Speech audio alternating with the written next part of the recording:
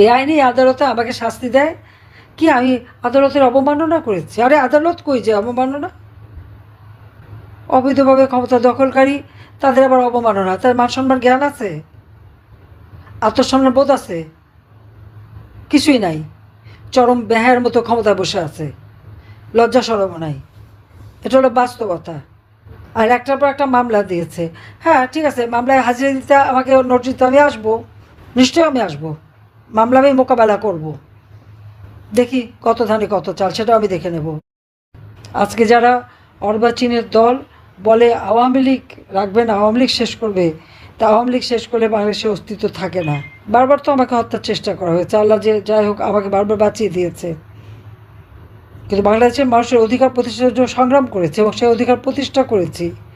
আর এই বাংলাদেশকে, যেখানে একটা নির্বাচিত সরকার আমি পূর্ণ করতে পেরেছিলাম এবং শান্তিপূর্ণ ক্ষমতা হস্তান্তর, বাংলাদেশের ইতিহাসে একবারই শান্তিপূর্ণভাবে ক্ষমতা হস্তান্তর হয়। আমরা মানুষ হত্যা করে ক্ষমতা আসে নাই। আওয়ামী লীগ যতবার ক্ষমতা এসেছে জনগণের ভোটে এসেছে। আজকে দেখলাম আমার বিরুদ্ধে কি শাস্তি দিয়েছে 6 মাসের জেল। কেন? আমি আদালত অবমাননা করেছি। আদালতটা কোথায়? আমাদের সেটাই প্রশ্ন। যে যুদ্ধ অপরাধীদের বিচারের জন্য 1973 সালে পার্লামেন্টে ওই আইসিটি আইন পাশ হয়, যুদ্ধ অপরাধীদের বিচারও শুরু হয়। জিয়াউর রহমান এসে এই বিচার বন্ধ করে দিয়ে কারাগার থেকে সবাইকে মুক্ত করে। গোলাম আজম পাকিস্তানি পাসপোর্ট ছিল, কোনোদিন বাংলাদেশের পাসপোর্ট নেয়নি। ওই পাসপোর্ট নিয়ে পাকিস্তানে চলে গিয়েছিল, ওই পাসপোর্ট নিয়েই ফেরত এসেছিল। আর মতিউর রহমান নিজামী থেকে শুরু করে যে কয়জন সাজাপ্রাপ্ত, এরা তখন যুবক ছিল। নারী নির্যাতন থেকে শুরু করে মেয়েদের ধরে ধরে পাকিস্তানি ক্যাম্পে দেওয়া, আমাদের সমস্ত বুদ্ধিজীবীদের হত্যা করা, সব কিছুর সাথে এরা জড়িত ছিল, সব কিছুর সাথে জড়িত ছিল। না পরে না বয়স টয়স বেড়েছে, সুন্দর দাড়িটাড়ি হয়েছে এবং নুরানি চেহারা হয়েছে, কিন্তু এই চেহারা তখন ছিল না। এখনকার ছেলেপেলে জানবে? তাদের তো জন্ম হয়নি, জানবে কোত্থেকে? তখন এরা তো রীতিমতো জঙ্গি। পাকিস্তানি হানাদার বাহিনীর সাথে হাত মিলিয়ে যে গ্রামের পর গ্রাম তাদেরকে পথ দেখে নিয়ে গেছে, আগুন দিয়ে জ্বালিয়ে পুড়িয়ে ছারখার করেছে। 3 কোটি ঘর বাড়ি জ্বালিয়ে পুড়িয়ে ছারখার করেছিল। এমনও গ্রাম আছে যেখানে শুধু বিধবাই ছিল, কোনো পুরুষ ছিল না। যে সমস্ত নারীদেরকে ক্যাম্পে রেখে দিনের পর দিন পাশবিক অত্যাচার করে, অনেকে সুইসাইড করেছিল বলে তাদের কাপড়টা পর্যন্ত পরতে দিত না। তাদেরকে যখন উদ্ধার করা হয়, কি দুর্বিষহ অবস্থা তাদের। কেউ প্রেগনেন্ট, কেউ ক্ষতবিক্ষত শরীর, অর্ধ উলঙ্গ। ভারতের এক শিখ সৈন্য এদেরকে উদ্ধার করেছে। সব উদ্ধার করার সময় গিয়েছিল আমাদের মিত্রবাহিনী হিসেবে। তাদের মাথায় যে পাগড়িটা থাকে, ওই পাগড়িটা খুলে দিয়ে সেই, আর ওই আইসিটিতে আমাদের বিচার করে যে আমি নাকি কি কোর্ট অবমাননা করেছে। কি অবমাননা করেছে? আমার বিরুদ্ধে ওই সময় যে সময় আমি কথাটা বলেছি তখন আমার বিরুদ্ধে 227টা মামলা, সব নাকি মার্ডার কেস। তো যে ভালোই তো, আমি কোনো মার্ডার করি নাই, মার্ডার তো ওরা করেছে। আজকে তো প্রমাণ হলো যে আমাদের ইউনূস সাহেবের এক উপদেষ্টার কাছে ম্যাগাজিন পাওয়া গেল। অস্ত্র না থাকলে ম্যাগাজিন থাকে কিভাবে? এই তো তাদের নীতি আদর্শ। আর এই আদর্শ নিয়ে যে ছেলে মেয়েদেরকে বিভ্রান্ত করেছে। আজকে ছাত্রছাত্রীরা উপলব্ধি করতে পেরেছে যে হ্যাঁ, তাদেরকে কিভাবে বিভ্রান্ত করেছে এরা। যখনই এই কোটা আন্দোলন, ভাবছি কোটা তো নাই, কোটা তো 2018 সালে যখন তারা আন্দোলন করে তখনই তো আমি বাতিল করে দিয়েছিলাম। কোর্টে একটা রায় দিয়েছে, সেই রায়ে আবার পুনর্বাসন হওয়ার সাথে সাথে সরকারের পক্ষ থেকে আবেদন করে সেটা স্থগিত করা হয়েছে। তারপরে আন্দোলন কিসের? আর এই যে তারা বসলো আন্দোলন করতে, 14 জুলাই পর্যন্ত তো তাদেরকে একটা টোকাও পড়েনি। যখন মেট্রো রেলে আগুন, এক্সপ্রেসওয়েতে আগুন, পুলিশকে মারা, আওয়ামী লীগ নেতাকর্মীকে মেরে ঝুলিয়ে রাখা, এই গাজীপুরের জুয়েলকে মেরে ঝুলিয়ে রেখেছিল না? ঝুলিয়ে রেখে তাকে হত্যা করেছে না? আবার ঝিনাইদহ শহর আওয়ামী লীগের সেক্রেটারি থেকে শুরু করে কত অগণিত লোককে তারা হত্যা করেছে। একটার পর একটা থানায়, ঢাকা শহরে কয়টা থানা আগুন দিয়ে পুড়িয়েছে, পুলিশকে পুড়িয়ে মেরেছে, লাঠি দিয়ে পিঠে পিঠে মেরেছে। র্যাবের অফিসারদের মেরেছে পিটিয়ে। এমনকি গণভবনে আবার যে পাইলট, মোটরসাইকেল যে পাইলট যেত, তাকে পর্যন্ত হত্যা করে ফেলে রেখেছে। আর এদেরকে আবার ইনডেমনিটি দেওয়া হয়েছে। হত্যাকাণ্ড তারা করে, মামলা সব আমাদের বিরুদ্ধে, মিথ্যা মামলা, আর সব মামলা আওয়ামী লীগের বিরুদ্ধে। আর যারা এই হত্যাকাণ্ড করলো, যারা আপনাও, তাদেরকে দায় মুক্তি দেওয়া হয়েছে। দায় মুক্তি দিয়ে একটা কাজ ভালো করেছে, এরা যে অপরাধী এটা তো এভিডেন্স। অপরাধী না হলে দায় মুক্তি দেবে কেন? বিনা অপরাধী তো দায় মুক্তি দেয় না। বঙ্গবন্ধু শেখ মুজিবকে যারা হত্যা করেছিল পুরো পরিবারকে, তাদেরকে দায় মুক্তি দেওয়া হয়েছিল। আর এই 2024 সালে 15ই জুলাই থেকে যত হত্যাকাণ্ড এবং যত জ্বালাপড়াও, তাদেরকে দায় মুক্তি দেওয়া হয়েছে। এবং এটা ডক্টর ইউনূস দিয়েছে। এবং সব কিছু পিছনে তো ডক্টর ইউনূস, আজকের থেকে না, সে 2001 সাল থেকে তার ক্ষমতার লোভ। 2007 সালে ক্ষমতার লোভ বাড়লো, দল করতে এসে ব্যর্থ হলো। আর আমাদের বিরুদ্ধে মামলা, আমার বিরুদ্ধে 227টা মামলা যখন দিয়েছে, আমি বলছি আমি তো খুন করি নাই, তো এখন 227 জনের তালিকা করে রাখো, আমার খুন করার একটা লাইসেন্স পেলাম। এটা নাকি আদালত অবমাননা। তখন আদালতে কি কোর্ট মামলা গেছে? কেস কি শুরু হয়েছে? শুরু তো হয়নি। আর এই আইসিটি আজকে যে আদালত বসিয়েছে, আইসিটির মূল যে আইন, সেই আইন এক্সিকিউটিভ অর্ডারে সংশোধন করেছে। সংশোধন করবার অধিকার তাদের কে দিয়েছে? আমার প্রশ্ন সেটা।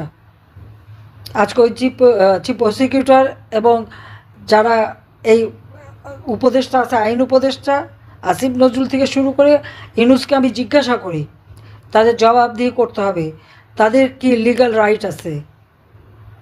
জনগণের ভোটে নির্বাচিত হয়ে ক্ষমতা এসেছে? সংবিধান মোতাবেক ক্ষমতা এসেছে? না, ক্ষমতা এসেছে জঙ্গিদের দ্বারা। জঙ্গিদেরকে মুক্তি দিয়ে জঙ্গিদের দ্বারা ক্ষমতা দখল করেছে। অবৈধভাবে ক্ষমতা দখলকারীর আবার অধিকার কি থাকে বিচার করার? আর এই আইসিটিতে বিচার, সিআরপিসিতেও মামলা দিয়ে রাখছে, আবার আইসিটিতেও বিচার। একই অপরাধের দুই জায়গাতে বিচার হয় না? যখন আমি যখন যুদ্ধ অপরাধীদের বিচার করেছি ওই 73 সালের আইসিটিতে, তখন যারা এই অপরাধীদের সাথে ডিফেন্সে ছিল, ডিফেন্স লিস্টে, আজকে তারাই চেয়ারম্যান, তাদেরই একজন চেয়ারম্যান, তাদেরই একজন চিফ প্রসিকিউটর, তারাই সব। এটা তো আন্তর্জাতিকভাবে কোনোদিন স্বীকৃতি পায় না, সম্পূর্ণ বেআইনি এটা। আচ্ছা, এই বেআইনি আদালতে আমাকে শাস্তি দেয় কি আমি আদালতের অবমাননা করেছি? আরে আদালত কই যে অবমাননা? অবৈধভাবে ক্ষমতা দখলকারী, তাদের আবার অবমাননা। তার মান সম্মান জ্ঞান আছে? আত্মসম্মান বোধ আছে? কিছুই নাই। চরম বেহায়ের মতো ক্ষমতায় বসে আছে, লজ্জা শরমও নাই।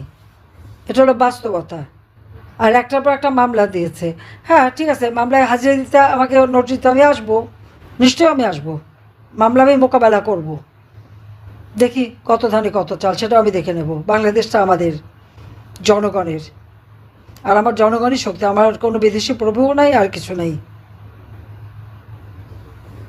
আমি যদি ক্ষমতায় থাকতে চাইতাম, হয়তো কয়েকশো লোক মারতে হতো, আমি তো তা চাইনি কখনো। যে কটা হত্যাকাণ্ড ঘটেছে, সব কটা হত্যাকাণ্ড ওই মেটিকুলাসলি ডিজাইনের অংশ হিসেবে। এখানে পুলিশকে দোষ দেওয়া লাভ নেই, সেনাবাহিনীর সদস্যদেরকেও দোষ দিয়ে লাভ নেই। কিন্তু কেউ যদি কাউকে মারতে আসে, এখানে কারো অর্ডার দেওয়া লাগে না, এটা আইনেই আছে কিভাবে হবে। কিন্তু আজকে নির্যাতন চরম আকারে, কোনো মেয়েদের কোনো অধিকার নাই, আব্রু বলে কিছু নেই। কত বড় জঘন্য এরা! এরা বিএনপি করে, জামাত শিবির করে আল্লাহ রসুলের নাম নিয়ে, আর এইভাবে মেয়েদেরকে উলঙ্গ করা, মেয়েদেরকে রেপ করা, মেয়েদেরকে মানে তাদের পাশবিক অত্যাচার করা।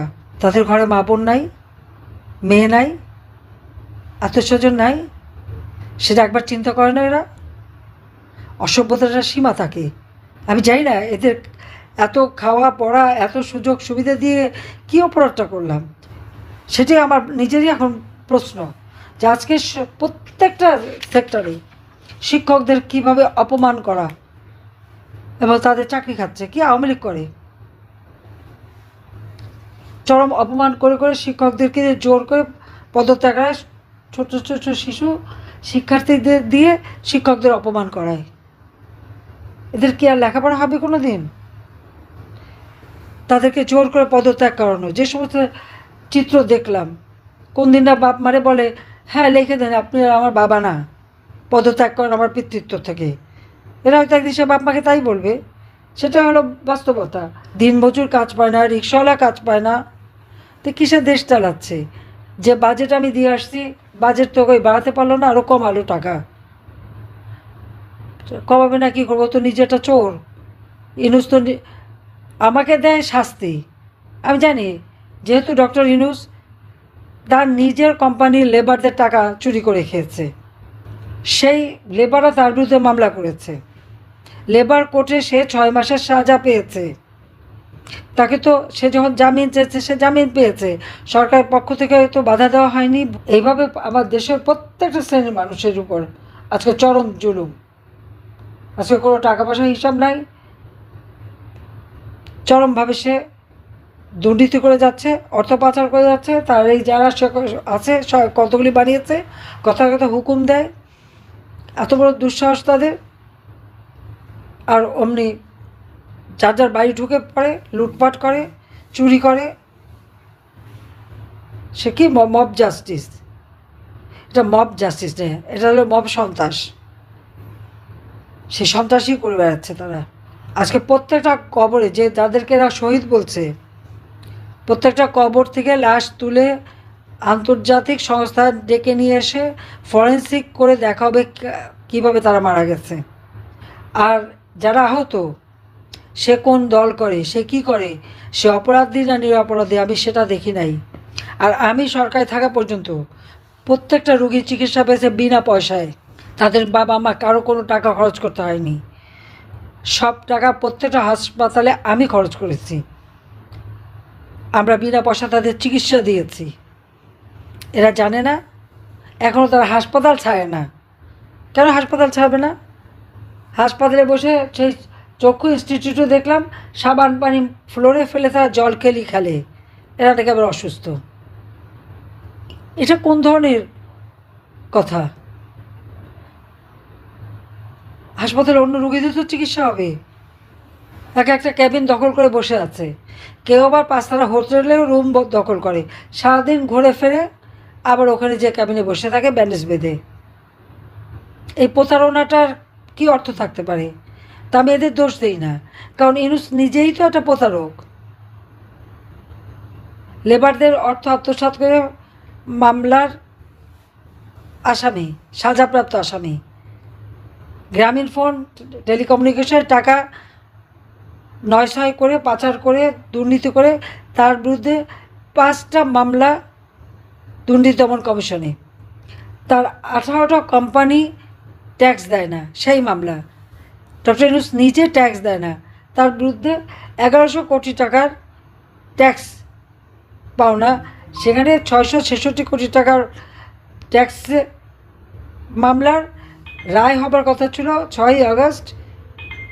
সেদিন 5ই আগস্ট সে এমন ঘটনা ঘটাবে যেন তার আর ট্যাক্স দেওয়া না লাগে, এবং সব মামলাগুলি সে প্রত্যাহার করে নিয়েছে। এমনকি যেটা সাজা হচ্ছে এটা কোনো নিয়ম নাই, আইন নাই।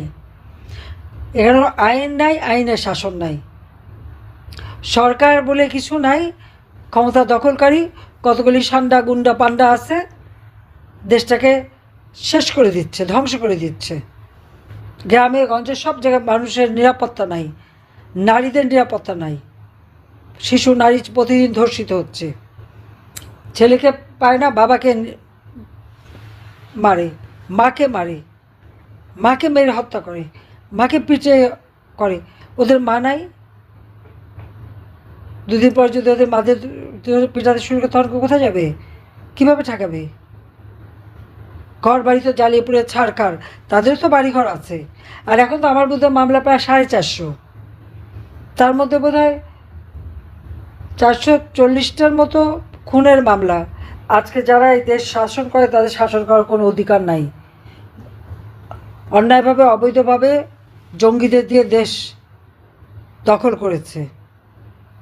এই দেশ আমার বাবা বা জাতির পিতা বঙ্গবন্ধু শেখ মুজিবুর রহমান স্বাধীন করে দিয়ে গেছেন, আর তাকে অপমান করা হয়, অবমাননা করা হয়। আর আওয়ামী লীগকে নাকি কোনো কার্যক্রম বন্ধ নিষিদ্ধ করা হয়, ছাত্রলীগ নিষিদ্ধ করা হয়। এই ডক্টর ইউনূস একটা অবৈধ ক্ষমতা দখলকারী, তার প্রত্যেকটা হুকুম প্রত্যেকটা অর্ডার অবৈধ, তাদের দেশ চালাবার কোনো বৈধতা নাই। অস্ত্র হাতে নিয়ে জঙ্গিদের ছেড়ে দিয়ে আওয়ামী লীগ নেতাকর্মীকে গ্রেপ্তার করে বন্দি করে রেখে মিথ্যা মামলা দিয়ে তাদের হয়রানি করা হচ্ছে।